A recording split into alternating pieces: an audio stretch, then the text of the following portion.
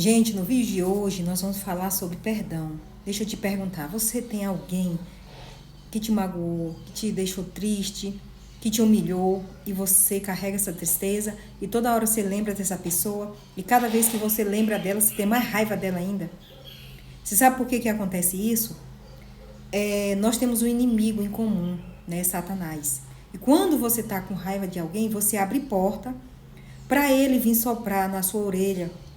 Você já percebeu que às vezes você não está nem lembrando da pessoa, mas de repente entra um pensamento e você se lembra daquela pessoa. Você pensa assim, ela me magoou, fez isso, isso e isso, né? Você pensa, você não estava nem lembrando, mas de repente entra esse pensamento e aí você fala, você bota para fora, você fala, aquela fulano de tal, aquela infeliz, né? E quando você fala o nome dela, a Bíblia diz que Satanás vive em derredor. Quando ele não vai, ele manda o secretário. Você já ouviu isso? Então, os demônios, ele vive em derredor da terra, procurando a quem possa tragar. E ele consegue nos tragar quando a gente tá com esses pensamentos, né? E aí o diabo, ele não sabe o que você pensa, mas quando ele te lança uma intriga, por exemplo, tu tá ali lavando tua louça, varrendo tua casa, aí o pensamento entra, a lembrança entra que ela te magoou e você fala, aquela fulana de tal, aquela coisa lá, né, me magoou. Aí o inimigo diz, opa, já entrou.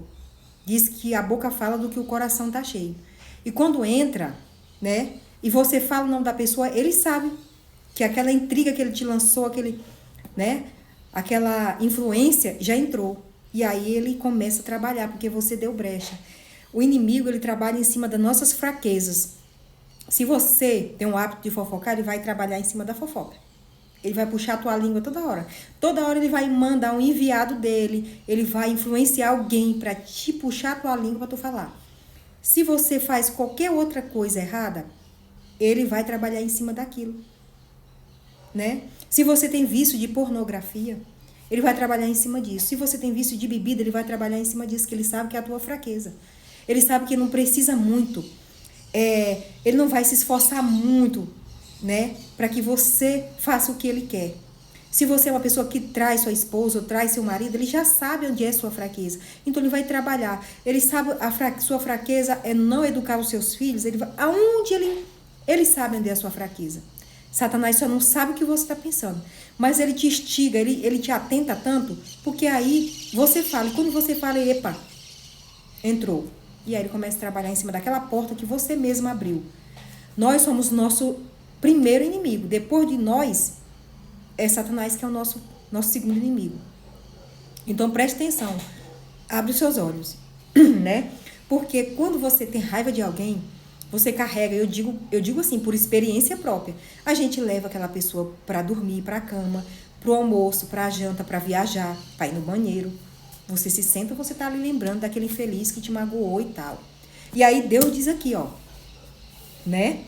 Então, se não perdoardes, vosso Pai que está no céu também não vos perdoará aos vossos pecados. Então você tá num beco sem saída.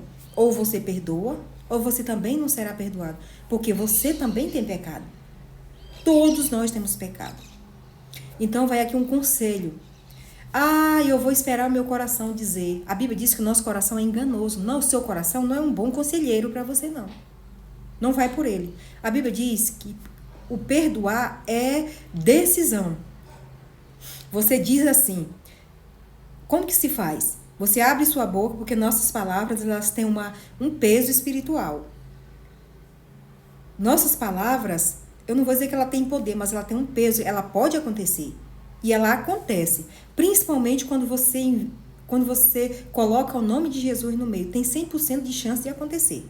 Você vai dizer assim, em nome de Jesus, eu perdoo fulano ou fulana, né, que me magoou, que me deixou triste. Olha, eu vou contar uma história rapidinho aqui.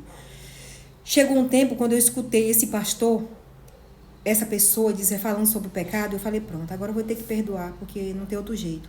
Aí eu disse para Deus com raiva. Tem gente que diz que o perdão só vale quando é de coração. Não, o perdão é decisão. Aí eu disse, eu só vou perdoar essa pessoa porque eu quero obedecer a Deus. Eu falei, Deus, eu não vou perdoar por mim. Eu vou perdoar pelo Senhor, porque o Senhor quer, porque o Senhor é a tua vontade. E eu vou fazer isso para te agradar. Por mim, eu não perdoaria nunca. Olha a minha ousadia. Deus poderia me dar um cascudo ali e me fulminar se Ele quisesse. Porque Ele é meu Pai. Para Ele não é pecado matar. Entendeu? E aí eu disse para Ele desse jeito. Eu só vou perdoar porque o Senhor quer, porque o Senhor está mandando, porque o Senhor está ordenando. E porque te agrada. Senão, não ia perdoar.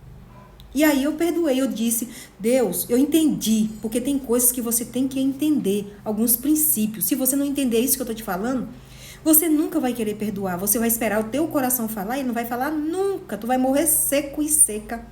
E o coração não vai falar.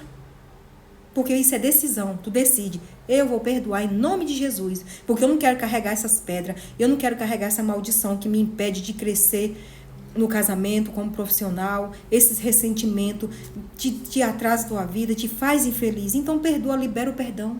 Porque o perdão não é só para você. Você também acaba liberando aquela pessoa que carrega também um peso espiritual pelo ódio que tu tá sentindo, pela raiva que você tá sentindo dela. Você tá atrasando a sua vida e atrasando a vida dela. E isso é pecado. E aqui tá dizendo, se você não perdoar, você também não vai ser perdoada. Então leia essa passagem que fica em Marcos 11, 25 e 26. Leia. Entendeu? Por isso que eu digo pra vocês, leia a Bíblia de vocês. Leia a Bíblia de vocês se vocês quiserem morar na morada celestial. Leia a Bíblia de vocês se vocês quiserem ir pro céu. Entendeu? Então, gente, é isso que eu queria dizer. Que eu quero dizer. Essa é a palavra de hoje. Fiquem todos com Deus. Não esqueça de deixar o like, comenta e compartilha. Guarda nos favoritos. Quando você quiser, você vai lá e olha de novo, tá bom? Fiquem todos com Deus na paz do nosso Senhor Jesus Cristo.